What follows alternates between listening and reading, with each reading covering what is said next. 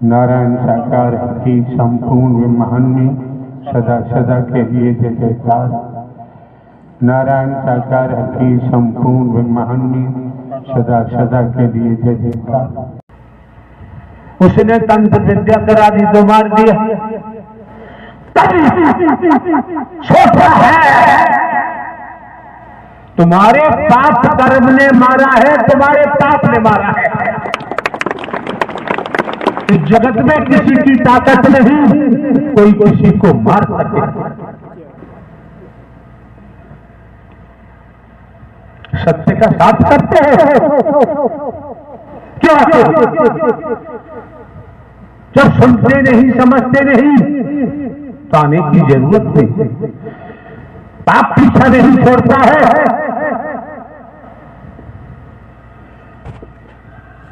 राजा हो चाहे रंग बली हो चाहे अभिया, संतरी हो चाहे मंत्री, अधिकारी हो चाहे कर्मचारी, इस जहान में कोई हो कर्म ने पीछा नहीं छोड़ा है। इस मुंह से सुना होगा अब पारों को भी कर्म फल भोगना पड़ता है। दावा करते हैं हम संत मत भेजे में मस्तक में जाता नहीं। गिरफ्त बार कहा जाता है आपसे निस्वार्थ प्रेम होना चाहिए।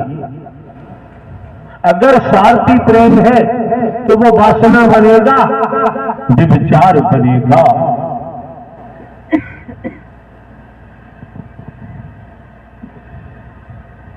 कोई कार्य है जब तक उसे नियमानुसार कार्य को नहीं किया जाएगा तब तक उसका परिणाम शुद्ध आने वाला नहीं। कोई सा काम देख लीजिए, स्टूडेंट देखे कॉलेज में, किसान देखे, व्यापारी देखे, नौकरी वाला देखे,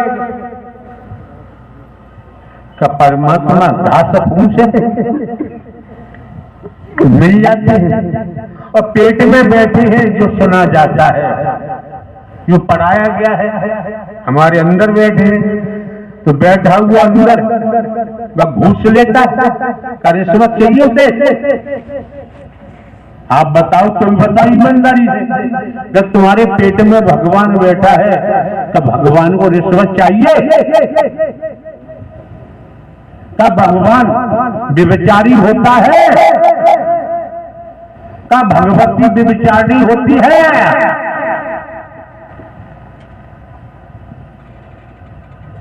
क्या भगवान का ब्रह्मांड में कोई दुश्मन है, कोई दोस्त है?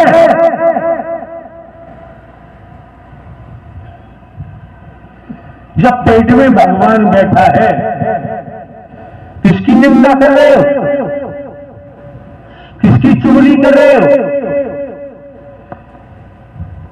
किसे नीची ऊंची जाति में देख रहे हो? कबीरदास ने पहले ही कह दिया, हम भी मेहतर तुम भी मेहतर, मेहतर ही जग संसारा है। कहते कबीर सुनो भाई साधो, कौन मेहतर से न्यारा है। सुबह शाम दिशा मैदान जाते हो, पक्के हो जाते हो और 24 घंटे पेट में जमादार बैठा रहता है, मेहतर बैठा रहता है। किस पे नहीं जा रहे? हम भी चमार तुम ही चमार, चमार ही जग संसारा है। और कहते कबीर सुनो भी साधो, कौन चमड़ी से न्यारा है? कोई बता दे बिना चमड़ी का हो। हम भी धोबी तुम भी धोबी, धोबी ही जग संसारा है। कहते कबीर सुनो भी साधो, कौन धोबी से न्यारा है? अरे कुछ नहीं, अंडर बियर बनियान तो साफ कर ही लेते हो कि अपने बच्चों को नर्क में ले जाना चाहते हो।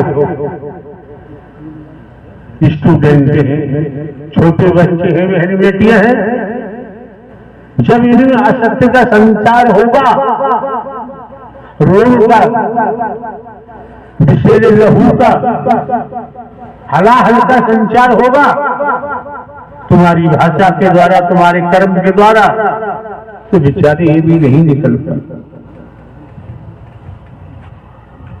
ये भी नहीं निकल पाए।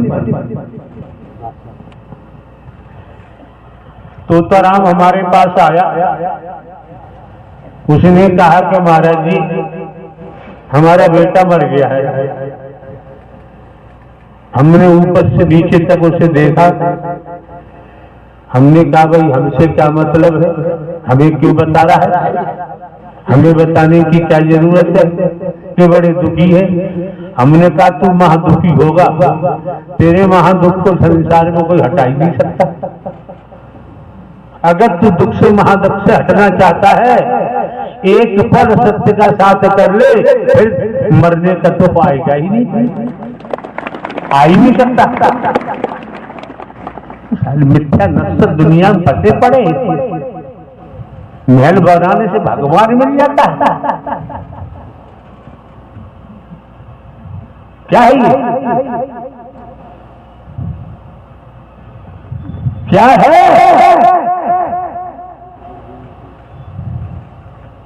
गए राजा गोपीचंद, बावनगढ़ का राजा,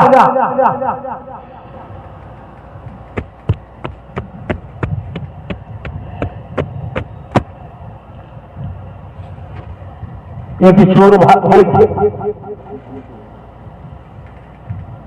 किसी के यहां चोरी हो गई, चोरों का पीछा करते हुए पुलिस भाग रही है। घनी जंगल की झाड़ियों से चोर भाग रहे हैं, पुलिस पीछा कर रही है। एक एक शब्द को सुनो, अन्यथा यहां मत आओ। भीड़ लगाने में हमें देर नहीं लगती है, हमें किसी से पीछा थोड़ी कराया। पावर लेके आए हैं, पावर लेके बैठे हैं, पावर से चलते हैं, किसी को भी सुनाते दिखाते नहीं कि पहली बार कहा जा रहा है।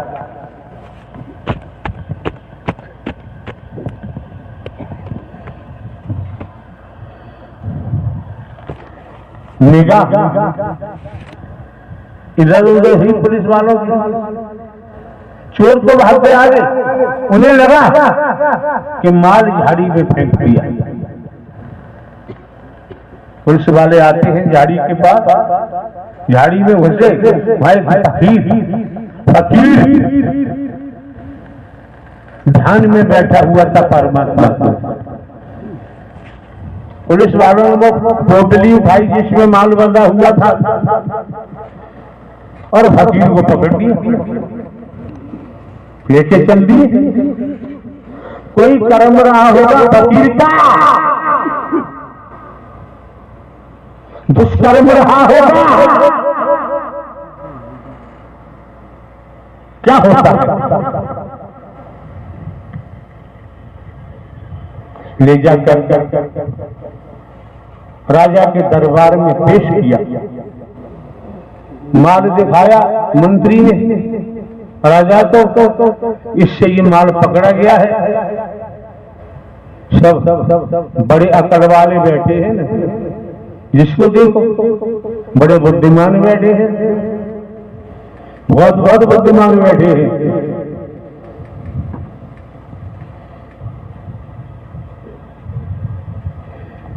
माल देखा, उससे फकीर से कहा ये तुमने चोरी की है? फकीर ने कहा मैं क्या जानूं चोरी क्या होती है, मैंने चोरी भोरी कुछ नहीं की है, मैं तो अपने परमात्मा का भजन खुलेआम करता हूं, मुझे चोरी करने की जरूरत ही नहीं। फिर भी जो भी रहा हो, कोई कतरा रहा होगा किसी का। 40 चाबुक मारने की सजा राजा ने सुना दी। चाबुक मारने वाले को बुलाया, कपड़े उतरवा दिए। फकीर तो फकीर है, नग्न और चाबुक पड़ रहे हैं। बेचारों में सोच रहा है कि मेरा कोई दुष्कर्म होगा। अच्छी बात है प्रभु, इसी जन्म में कटवा रहे हो, दूसरा जन्म लेने की जरूरत नहीं पड़ेगी। किस दुनिया में हो?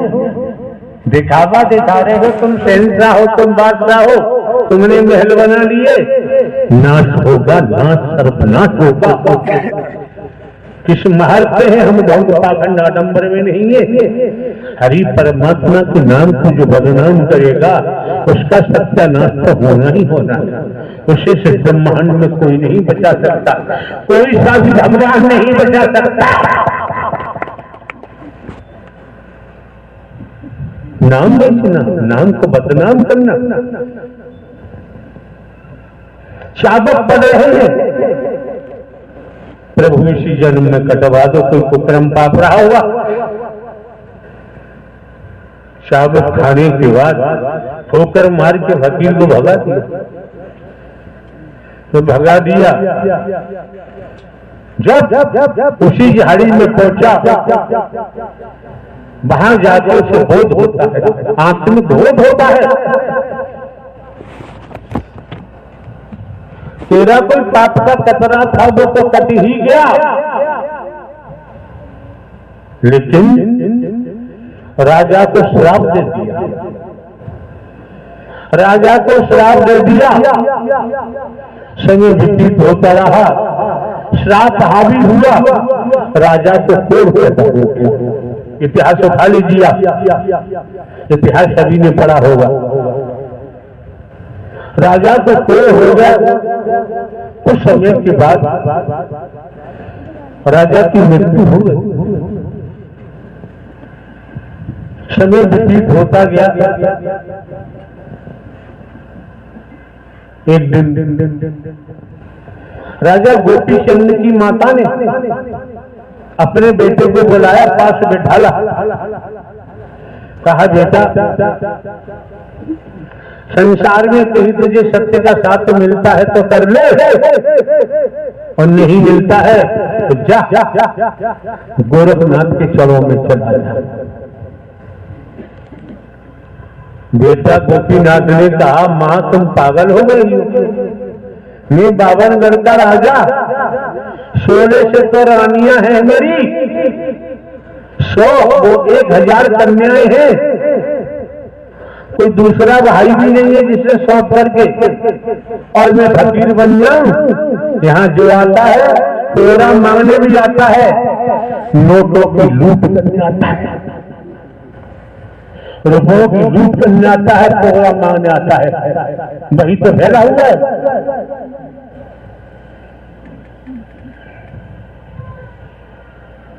गोपी चंद की मां ने कहा, मैं कहती हूँ योग धारण कर।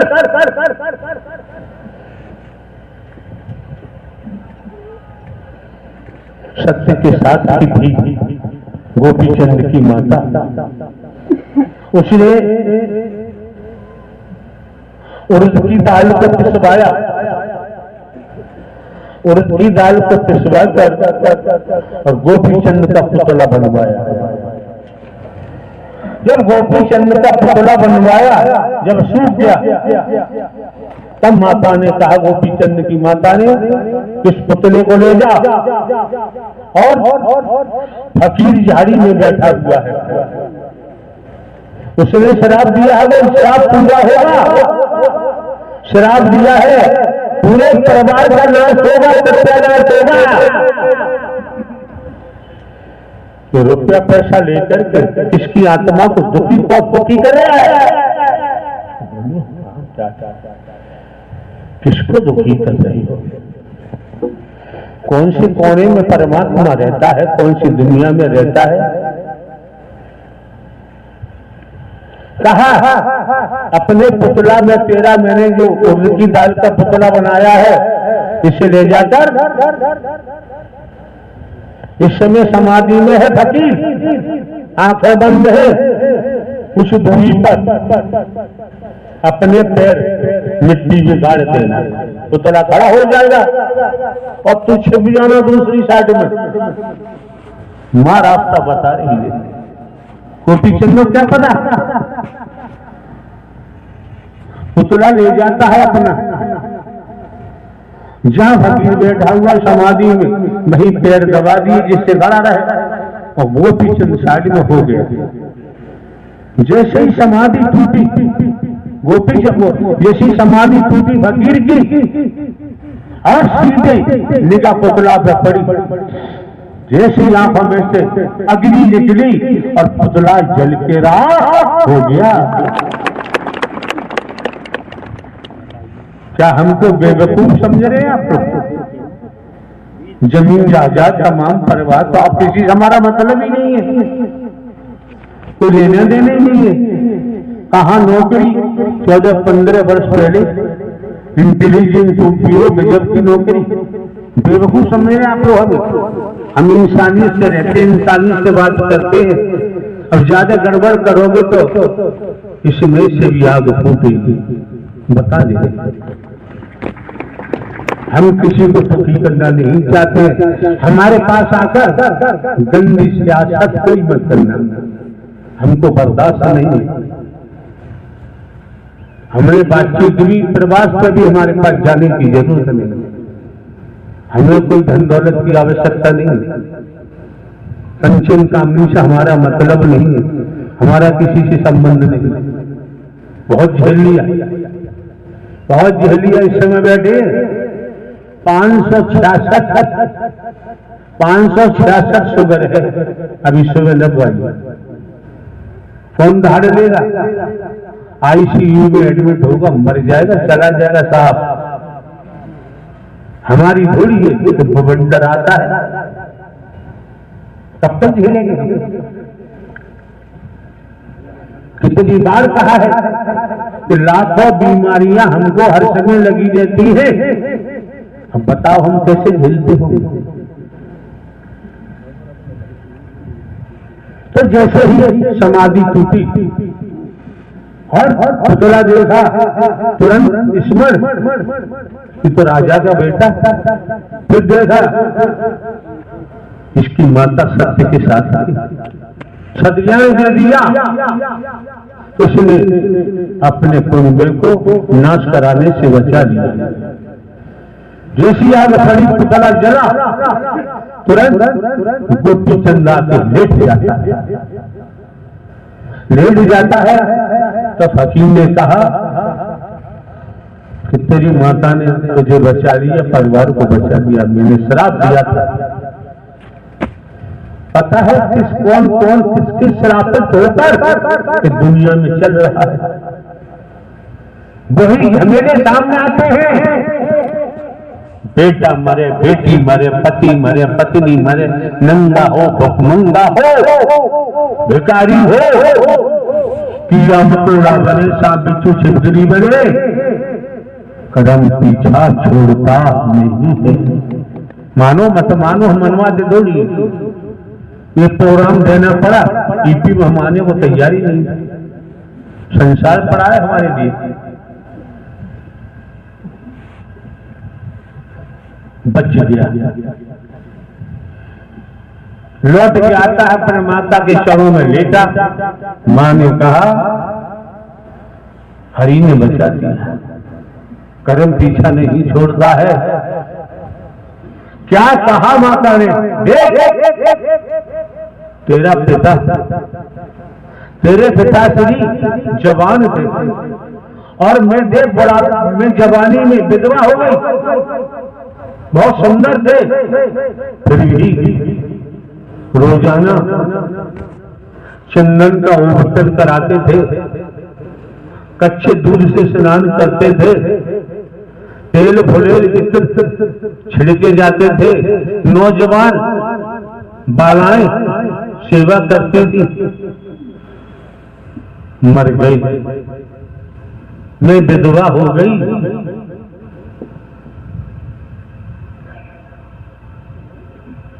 कि मेरी 1000 बेटियों का क्या होगा, 16 लाख रानियों का क्या होगा? गोपी चंद की माता ने दर्शाया, जिसने जैसा किया है उसे भोगना ही पड़ेगा।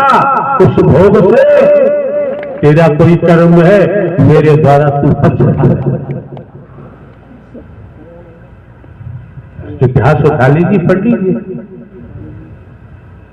और ये राजा गोपीचंद नहीं, बापनगढ़ का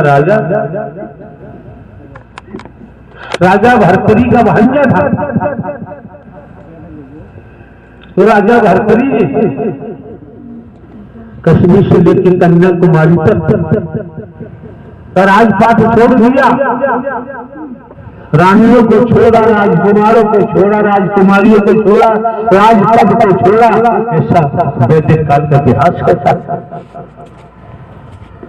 चले रहे गोरखनाथ की चरणों में। यहां पहुंचकर यार लगभग हम तो ओपन, अरे जब तक कली बनी थी नहीं किसी की दिखाई दिया। जीवन हमारा कैसे गया है हम नहीं इतिहास बताते, कैसे होगा दुख में सुख तो हम जानते नहीं, ज्यादा सुख क्या होता है। 22-24 साल से ओपनली चल रहा है,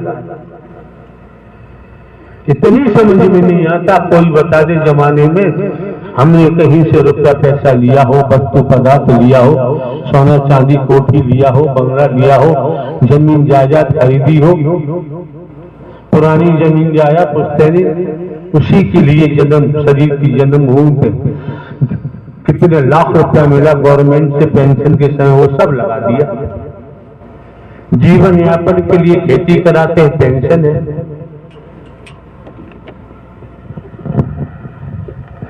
समझ लेना चाहिए। किसको बदनाम करोगे? तुम्हारा सत्यानाश कभी हो जाएगा। महल बनाने से अगर कल्याण होता तो लंकापति रावण का वध नहीं होता। महल बनाने से कल्याण होता, राजा बनने से कल्याण होता। द्वापर का लेख कहता है राजा कंस का वध नहीं होता। कितने कितने बलशाली बताते हैं।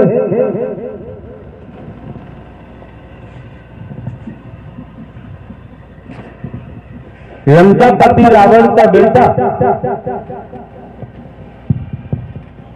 मेघनाद इंद्रजीत कहा जाता है। कितना बलशाली था,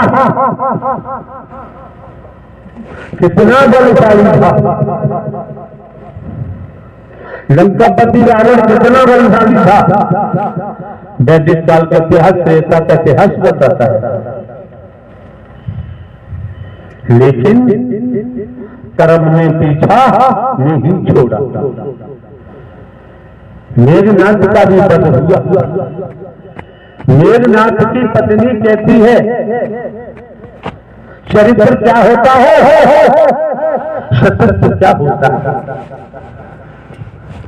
लेख के मुताबिक मेघनाथ की धर्मपत्नी क्या कहती है, हे लक्ष्मण तुम भले ही शेषनाग अवतार कहे जाते हो, मेरे पति का वध करना तुम्हारे बस की बात नहीं। क्यों? मैं शादी होकर आई, अपनी बाजू पर अपने पति मेघनाथ का सर रखती थी, तब सुलाती थी, और फिर भी मेरा सतत बरकरार था। मेरे सतत पर आंच नहीं आई, जब भी तो मेरा पति बलवान बनता था।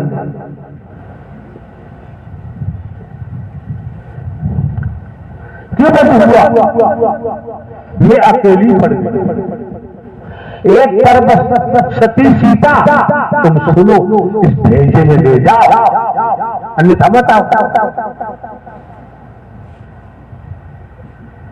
देवी सीता सती, दूसरे लक्ष्मण शेषनाग अवतार, तुम्हारी धर्म पत्नी उर्मिला, शादी के बाद उसने तुम्हारा मुंह नहीं देखा, तुमने उसका मुंह नहीं देखा।